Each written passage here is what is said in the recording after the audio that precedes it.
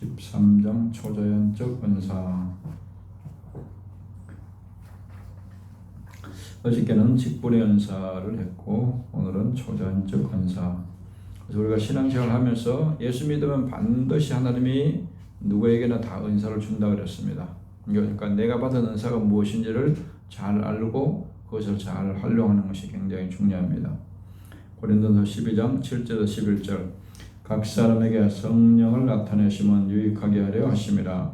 어떤 사람에게는 성령으로 말미암아 지혜의 말씀을, 어떤 사람은 같은 성령을 따라 지식의 말씀을, 다른 사람은 같은 성령으로 믿음을, 어떤 사람에는 한 성령으로 병 고치는 은사를, 어떤 사람에게는 능력 행함을, 어떤 사람은 예언함을, 어떤 사람은 영들 분별함을, 다른 사람에게는 각종 방언 말함을, 어떤 사람은 방언들 통역함을 주시나니 이 모든 일은 같은 한 성령이 행하사 그의 뜻대로 각 사람에게 나누어 주신 것이니라. 아멘. 그래서 기본적으로 하나님께서 예수 믿는 모든 사람, 성령 받은 모든 사람에게는 이런 성령의 은사를 어떤 은사든지 대부분 한 가지 이상은 줍니다. 성령의 은사들을 기능별로 세 영역으로 구분하는데 이것보다는 우리가 주로 많이 해왔던 이제 지정의적으로 하는 것이 더 나을 것 같습니다. 지적인 은사는 지혜의 말씀, 지식의 말씀, 영분별의 은사, 예언의 은사. 그 다음에 감정적인 은사는 믿음의 은사 또는 사랑의 은사 이런 걸 볼 수가 있고, 그 다음에 의지적 은사는 병고침이나 능력행함이나 방언이나 방언 통역 그렇게 볼 수가 있습니다. 두 번째 9가지 은사. 성령의 은사를 성령의 나타남이라고도 표현합니다. 성령을 받으면 이제 성령이 어떻게 뭔가 역사가 일어나겠죠. 그것은 이제 성령의 나타남이다. 또 이렇게도 표현합니다. 하나님께서 믿는 자들이 복음 전파를 위해 자기 삶을 드릴 때 성령으로 기름 부어 주십니다. 성령의 기름 부음이 임할 때 성령의 초자연적인 능력이 나타나서 복음 전파와 사명을 효과적으로 감당할 수가 있습니다. 그래서 우리가 이제 인생을 살아갈 때 크게 보면 이제 두 종류가 있죠. 불신자들은 자기가 가진 어떤 지식이나 또 신념이나 또 의지나 능력 이것을 최대한 이제 극대화시켜 가지고 인간의 힘으로 세상을 살아가는 방법이 있고, 또 예수 믿는 사람들은 그것을 다 내려놓고 이제 예수님이 주시는 능력, 하나님이 주시는 능력, 구체적으로 성령께서 주시는 이 능력, 성령이 주시는 지혜와 성령이 주시는 믿음과 성령이 주시는 능력으로 살아가는 것. 그래서 이제 어떻게 보면 예수 믿는 사람들은 엄청난 능력 있는 삶을 살 수 있는데 그걸 실제로 내가 얼마나 내 것으로 하나님이 가진 능력을, 하나님 우리에게 주시기를 허락한 그 약속들을 얼마나 내 것으로 삼고 내가 잘 활용하느냐. 그게 보면 이제 그에 따라서 그걸 많이 활용하는 사람은 믿음이 큰 사람이 되는 것이고, 그걸 잘 활용하지 못하는 사람은 믿음이 적은 사람이 되는 것이고, 그렇게 될 수가 있습니다. 그러니까 이제 바울같이, 베드로같이, 사도행전에 나오는 그런 성도들같이 우리도 그런 능력을 얼마든지 받을 수 있는데 하나님을 차별하지 않고 그것을 다 약속했는데 그것을 우리가 사모하고 그것을 받고 또 그것을 내가 활용하는 법을 내가 얼마나 잘 활용하느냐. 여기에 따라서 이제 어떻게 보면 천차만별의 신앙생활이 될 수가 있습니다. 사도행전 10장 38절. 하나님이 나사렛 예수에게 성령과 능력을 기름 붓다 하였으며 그가 두루다니시며 선한 일을 행하시고 마귀에게 들린 모든 사람을 고치셨으니 이는 하나님이 함께 하셨음이라. 아멘.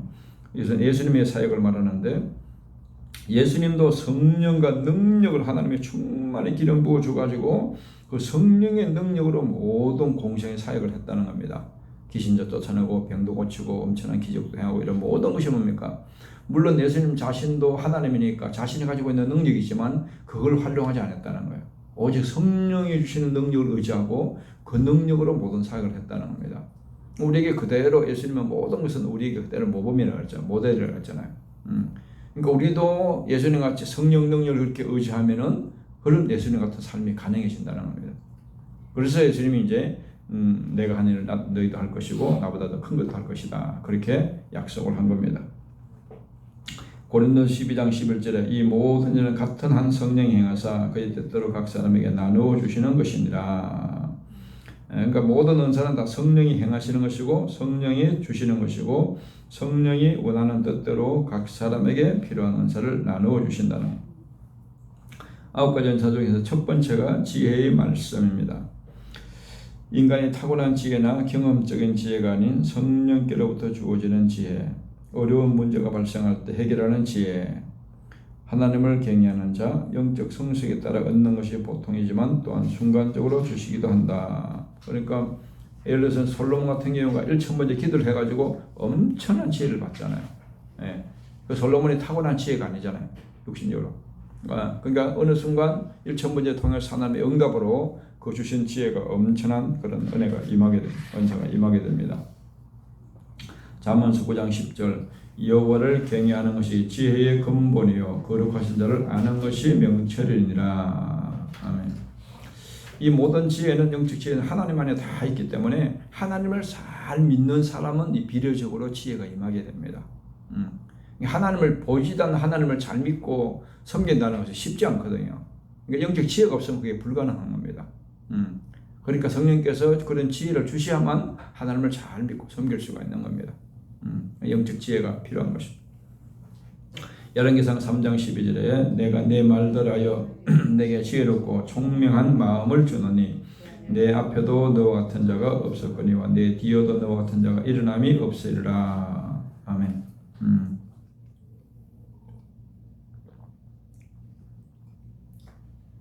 인간은 다 양면성이 있습니다.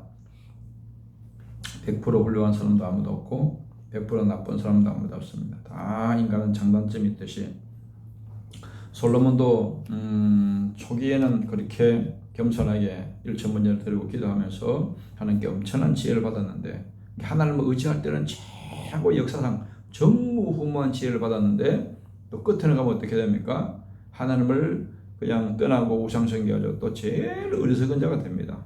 그러니까 하나님을 의지하면은 하나님과 함께할 때는 하나님이 그런 지혜를 계속 유지할 수가 있지만 하나님을 떠나면은 어리석은 자가 되는 겁니다. 아주 그렇게 어리석은 자가 되는 거예요.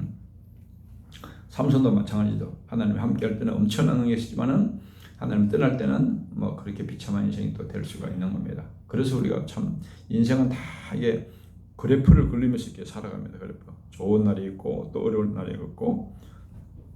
왜냐하면 좋은 날이 계속 유지되면 좋은데 인간은 좋으면 또 금방 인간의 마음이 또 변질이 돼요. 변질이. 교만해지고 하나님을 우습게 여기고 멀리하고 이렇게 하니까 또 하나님 또 정신 차리도록 또 어려움을 줘야 되잖아요. 예. 그러면 또 고난이 오게 되고 또 그러면 고난을 아예 못 살겠다 죽겠다 그러면 또 이제 하나님 또 이제 회복시켜주고 그러면서 이제 계속 그래프를 그리면서 점점 믿음의 성장해 가는 겁니다. 그래프를 그리면서. 그래서 솔로몬은 양면이 있습니다. 그러니까 지혜로운 왕이다. 그렇게 하면 안 돼요. 하나님을 잘 섬길 때는 최고의 지혜로운 왕이었지만 하나님을 떠날 때는 제일 또 어리석은 왕이 됩니다. 예. 누가복음 2장 52절 예수는 지혜와 키가 자라가며 하나님과 사람에게 더욱 사랑스러워 가시더라. 아멘.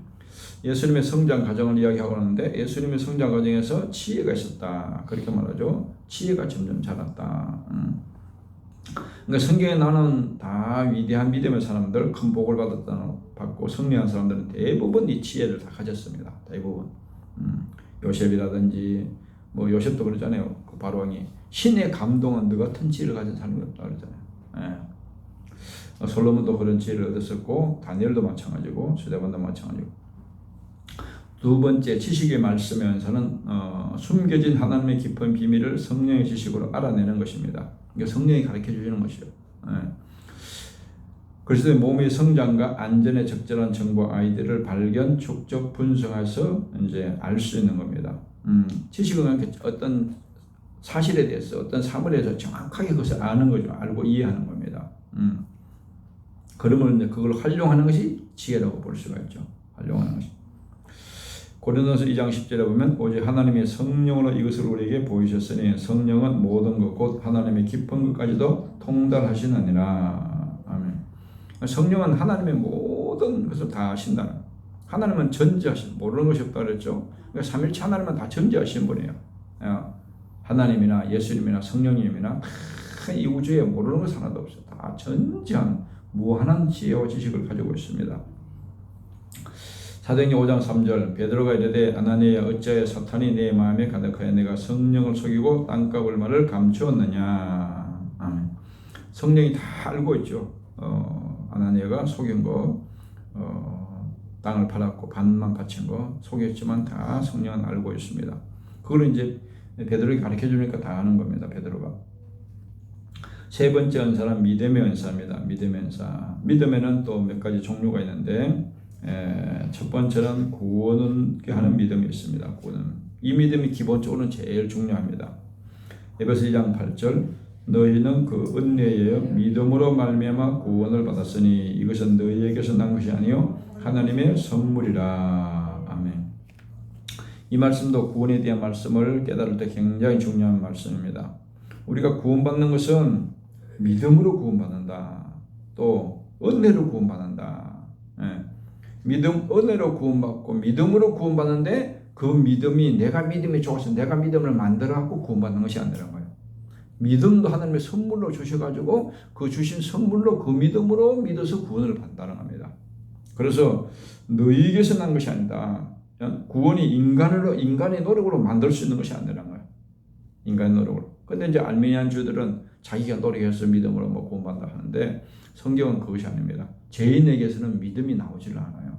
인간에게서는 선한 것이 나오지 않는다는. 믿음으로 구원받는 것은 선한 것이고 좋은 것인데 죄인에게서 믿음이 생산할 수가 없는, 만들 수가 없는 거예요. 하나님이 위로부터 주셔야 되는 거예요. 그래서 믿음도 성령께서 은사를 주셔야 되는 겁니다. 두 번째는 성령의 열매로서의 믿음이 있습니다. 성령의 열매, 9가지 열매 중에서 갈라디아 5장 22절 오직 성령의 열매는 사랑과 희락과 화평과 오래 참음과 자비와 양성과 충성과 온유와 절제니 그러죠. 이 충성이 원래는 피스티스란 단어입니다. 히브리어로 헬라어로 피스티스. 그러니까 번역을 할 때 이 피스티스 똑같은 단어인데 어떨 때는 믿음으로 번역했다가 어떨 때는 충성으로 번역했어요. 그래서 어떤 믿음이 행동으로 이렇게 좀 나타날 때 그럴 때는 이제 그런 걸 강조할 때는 충성으로 번역을 한 겁니다. 그래서 성령을 따라가면 나타나는 결과가 열매가 성령의 열매라고 그랬죠. 그래서 성령을 따라가면 사랑이 임하게 되고 사랑하게 되고 성령이 따라가면 기쁨이 생기고 평안이 임하게 되고 오래 참게 되고 또 사람을 불쌍히 여기고 또 선한 것을 좋아하게 되고 충성하게 되고 이런 삶이 바로 성령을 따라갈 때 맺는 열매라는 겁니다. 그 다음에 세 번째는 은사로서의 믿음이 있습니다. 은사. 지금 이제 그 9가지 은사 중에서 지금 다루고 있는 이 믿음은 은사적인 믿음입니다. 은사. 그 믿음으로 막 어떤 기적이 나타나고 능력이 나타나고 이렇게 하는 그런 믿음의 은사.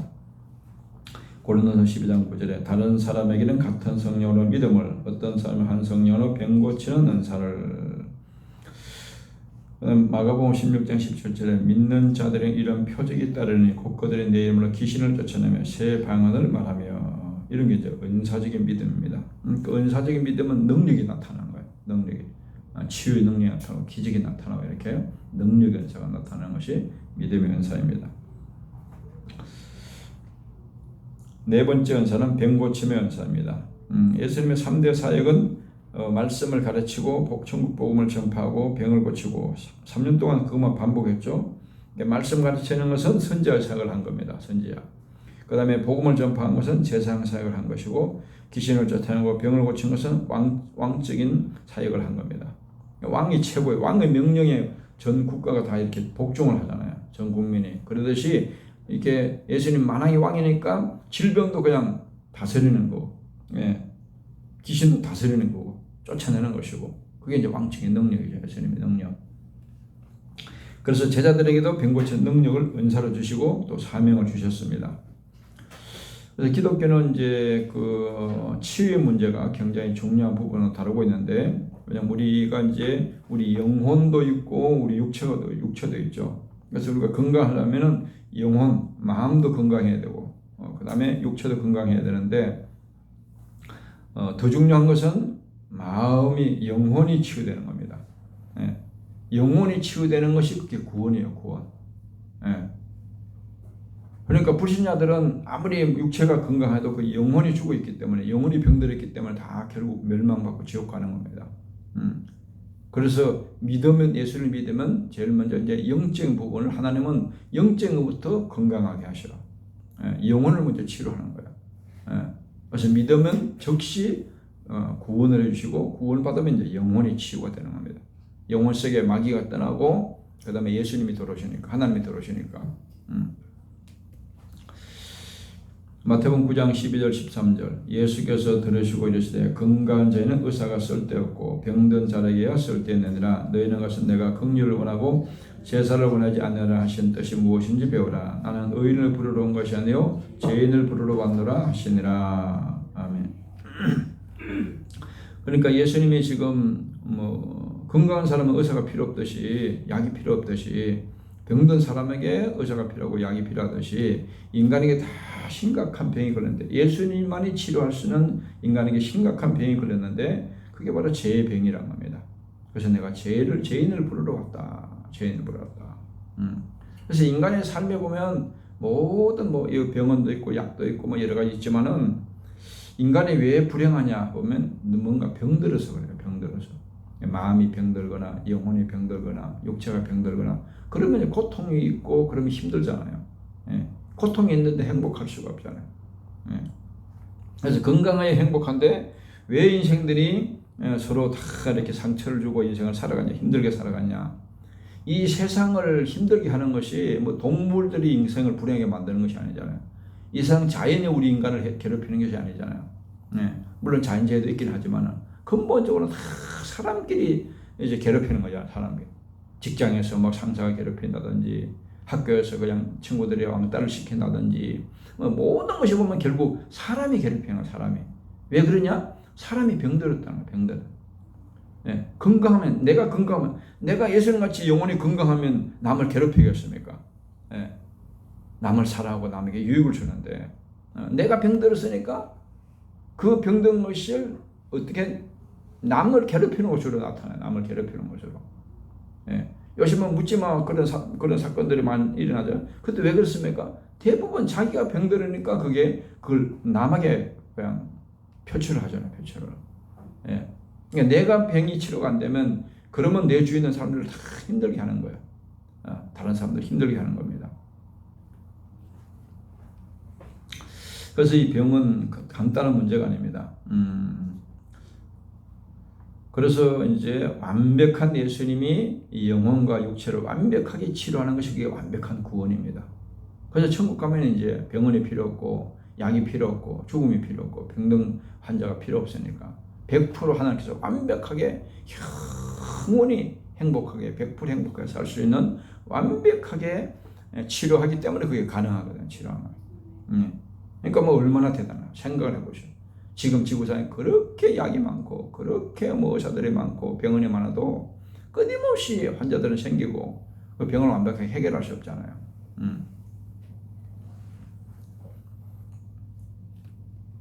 마태복음 9장 35절에 예수께서 모든 도시와 마을에 두루다니사 그들의 회당에서 가르치시며 천국 복음을 전파하시며 모든 병과 모든 약한 것을 고치시니라. 아멘. 예수님은 3년 동안 이거 한 거죠. 말씀 가르치고 천국 복음 전파하고 모든 병과 모든 약한 것 고치시는 거 계속 반복해서 3년 동안 이것만 한 겁니다. 왜냐하면 인간의 모든 문제가 거기서 다 발생돼. 하나님을 몰라서 모든 문제가 오는 것이고, 복음을 몰라서 모든 문제가 생기는 것이고, 또 능력이 없어서 또 모든 문제가 생기는 것이기 때문에 이 세 가지가 모든 문제의 원인이기 때문에, 뿌리이기 때문에 그걸 예수님이 그 세 가지만 해결하면 온 인류 문제가 해결된다는 거예요. 근데 인간들도 보면 이제 그런 육신적으로 그런 예수님이 했던 일을 따라는 합니다. 예수님이 하나님의 말씀을 가르치는데 세상 사람들은 뭘 합니까? 학교를 통해서 세상 학문을 가르치잖아요. 또 예수님이 복음을 전하는데 세상 사람들은 뭡니까? 그걸 위해서 예를 들어서 음악을 하고 예술을 하고 인간의 감정을 이렇게 정서를 이렇게 좋게 하기 위해서 그렇게 따라하죠. 많이. 또 인간이 예수님 병 치료하는 거 이런 것을 또 병원 약이 또 수없이 따라하잖아요. 그런데도 완벽한 해결이 안 되죠. 완벽하게. 근본적인 문제가 해결이 안 되니까. 그다음 마태복음 10장 1절에 보면 이제 예수님만 해결한 것이 아니고 사도들에게도 그런 능력을 주셨다는 겁니다. 예수께서 그의 12 제자를 불러서 더러운 귀신을 쫓아내며 모든 병과 모든 약한 것을 고치는 권능을 주시니라. 그러니까 예수님이 제자들에게 예수님이 이 땅에 계실 때는 예수님이 어떻게 사역한지 다 모범을 보여줬고 그 다음에 그걸 다 제자들에게 전수하고 예수님은 가셨으니까 그 예수님께 배운 그 사도들 제자들이 그대로 이 지구에 종말할 때까지 예수님 재림할 때까지 그 사역을 계속 이어가라고 그대로 예수님이 전수를 해준 겁니다. 근데 그것은 이제 제대로 되기 위해서는 사도행전 같은 성령의 역사가 임해야 보고요. 그게 예수님 같은 똑같은 능력으로 역사가 나타나게 됩니다. 다섯 번째 은사는 능력의 은사입니다. 능력의 은사. 하나님의 강력한 역사로 나타나는 초자연적인 능력입니다. 엘리야의 갈멜산 대길이라든지 모세의 10가지 재앙이라든지 또 우리가 마귀와 영적 전쟁을 하고 있기 때문에 마귀보다 더 강한 능력이 있어야 마귀를 이길 수 있으니까 이런 능력의 은사를 주신다는 겁니다. 에베소 6장 10절에 12절에 보면 끝으로 너희가 주 안에서와 그의 힘의 능력으로 강건해지고 마귀의 관계를 능히 대적하기 위하여 하나님의 전신갑주를 입어라. 우리의 씨름은 혈과 육을 상대하는 것이 아니요 통치자들과 권세들과 이 어둠의 세상 주관자들과 하늘에 있는 악의 영들을 상대함이라. 아멘. 참 우리가 영적 전쟁이 얼마나 힘드냐. 우리가 싸우는 싸움이 뭐냐. 악한 영들과의 싸움이나 마귀와의 싸움이란 거예요. 근데 마귀는 눈에 보이지도 않잖아요. 근데 그 마귀하고 어떻게 싸워서 이길 수가 있겠어요? 그러니까 인간의 힘으로서 뭐 이게 불가능해요. 인간의 과학이라든지 뭐 인간의 어떤 것이 이게 불가능한 겁니다. 마귀와의 싸움이니까. 그래서 하나님의 능력으로 무장을 하고 하나님의 능력으로 강하게 강건해져야만 마귀의 관계를 이길 수가 있어요. 마귀한테 속지 않고 마귀의 싸움에서 이길 수가 있다는 겁니다. 마태복음 9장 23절에 예수께서 이르시되 할 수 있거든이 무슨 말이냐 믿는 자에게는 능히 하지 못할 일이 없느니라 하시니. 아멘. 그래서 믿는 자에게 엄청난 능력을 약속하고 있습니다. 요한복음 14장 12절 내가 진실로 너에게 이르노니 나를 믿는 자는 내가 하는 일을 그도 할 것이요 또한 그보다 큰 일도 하리니 이는 내가 아버지께로 감이라. 아멘. 예. 이제 예수님이 가셔서 성령 보내주면 그 성령의 능력을 충만히 받으면 예수님 같이 너희도 할 수가 있다는 겁니다. 빌립보서 4장 13절에 내게 능력 주신 자 안에서 내가 모든 것을 할 수 있느니라. 하나님의 능력을 받는 만큼 우리는 능력 있는 삶이 되는 겁니다. 에베소 1장 19절에 보면 그의 힘의 위력으로 역사하심을 따라 믿는 우리에게 베푸신 능력의 지극히 크심이 어떤 것을 너희로 알게 하시기를 구하노라. 아멘. 믿는 우리에게 베푸신 능력이 엄청나다는 거예요. 지극히 크신 능력. 왜 그러냐? 예수님 같은 능력을 주셨다고 했으니까. 네. 그 다음에 여섯 번째 은사는 예언의 은사입니다. 예언의 은사.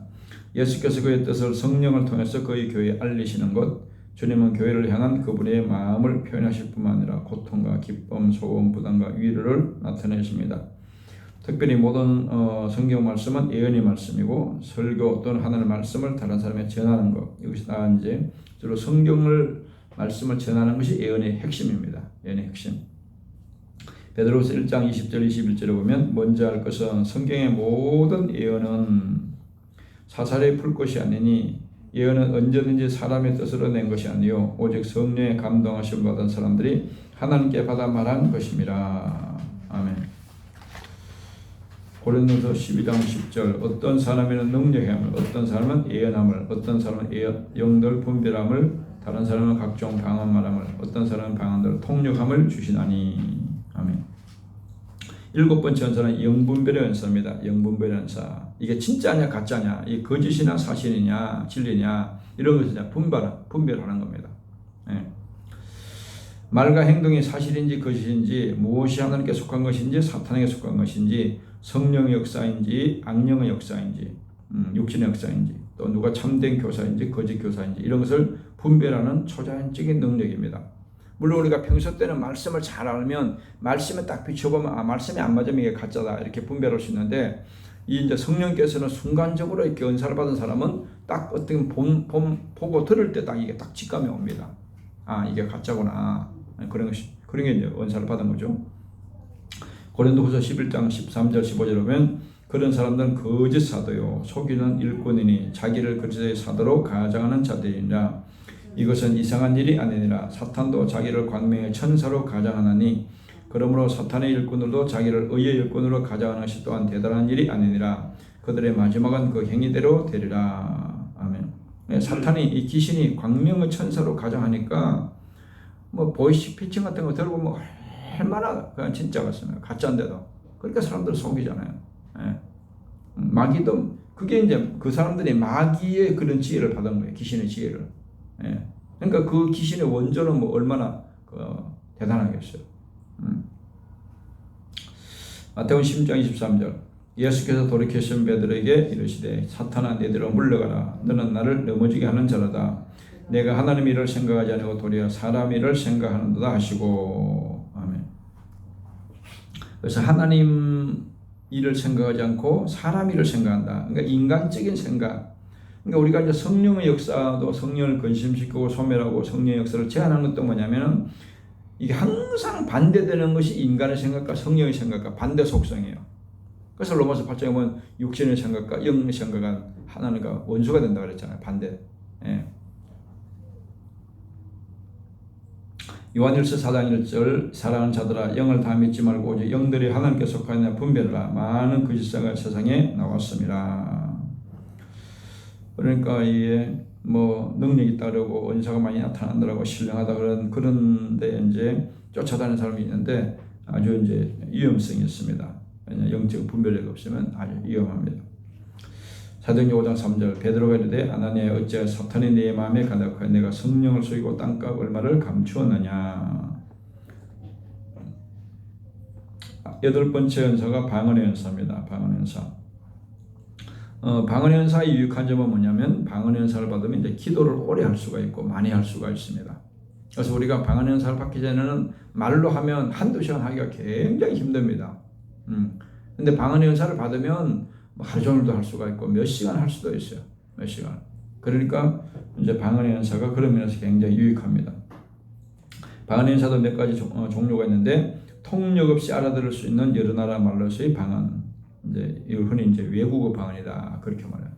그래서 전혀 이렇게 영어도 전혀 모르는데 영어 방언을 받는 사람이 있고 또 중국어도 전혀 모르는데 중국어 방언을 은사를 받았고 알아듣는 사람이 있습니다. 그래서 아주 드문 일이지만은 가끔 또 그런 사람들이 있어요.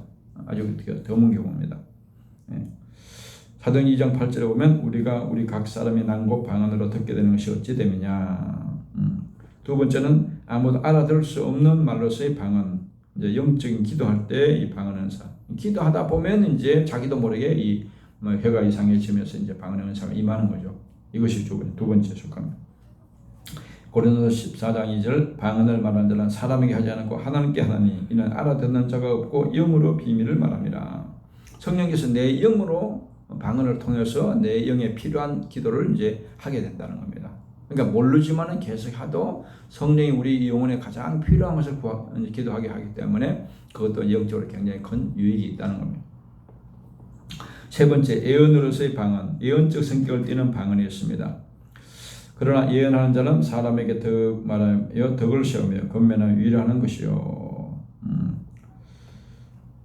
사도행 2장 4절에 그들이 다 성령의 충만을 받고 성령이 말하기 시험에 따라 다른 언어들로 말하기를 시작하니라.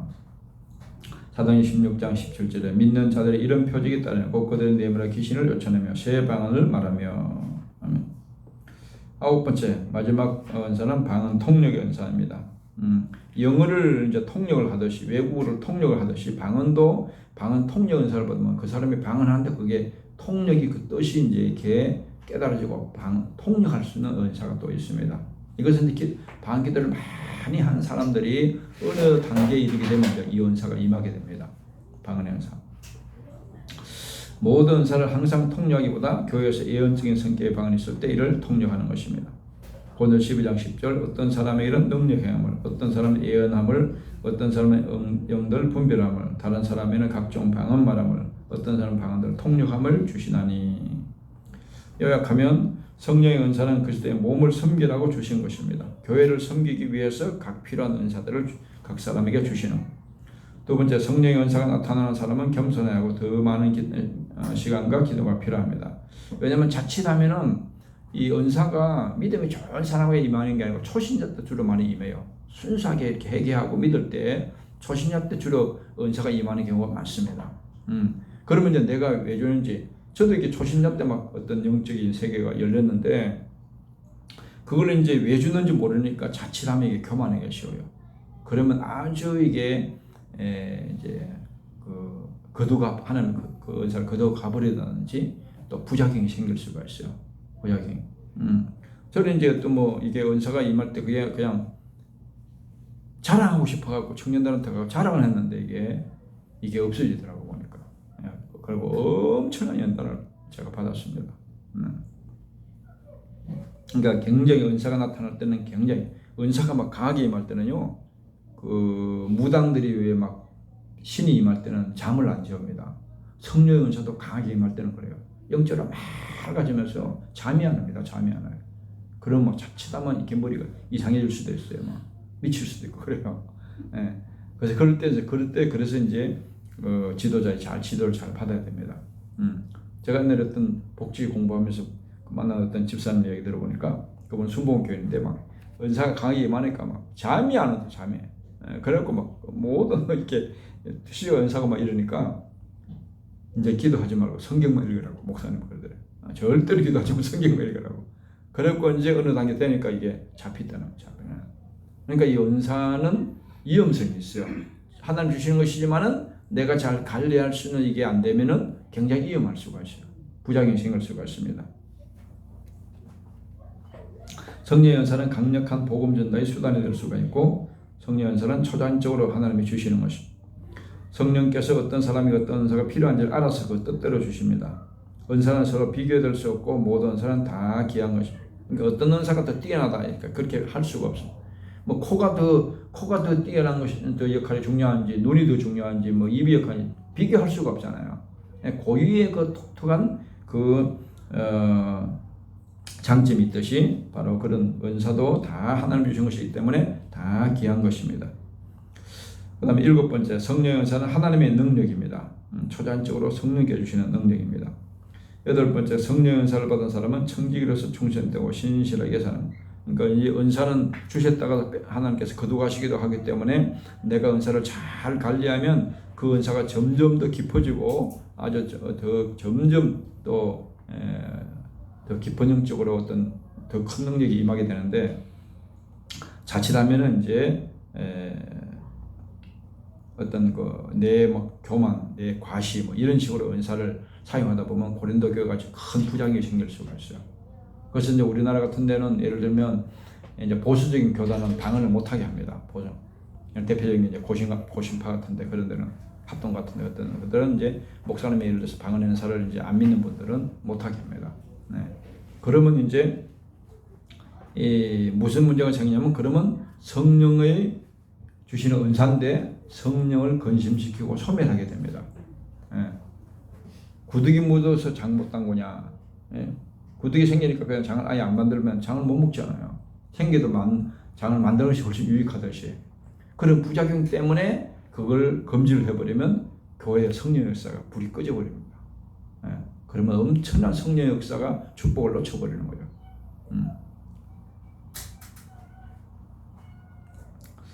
요점, 가장 주의할 것은 영적 교만. 은사가 임할 때 교만에 빠지기 쉽다 그랬죠. 교만하면 은사 가지고 사탄에게 오히려 이용당할 수가 있습니다. 그래서 은사를 주신 목적은 교회와 다른 성도들을 섬기라고 주신 것입니다. 그래서 은사를 사모하되 또 은사를 받으면 겸손하게 잘 남을 섬기는 쪽으로 활용하면 그 은사가 나에게도 유익하고 또 큰 다른 사람에게도 유익을 주는 복이 될 수가 있습니다. 주여 감사합니다. 오늘도 하나님께서 우리에게 약속하신 성령의 은사를 우리에게 부어주시고 더 강력하게 부어주시고 또 그 은사를 겸손하게 잘 교회를 섬기는데 또 사용하여서 하나님께도 귀하게 쓰임받고 복을 받는 인생이 되게 하여 주시옵소서. 예수님 이름으로 기도합니다. 아멘.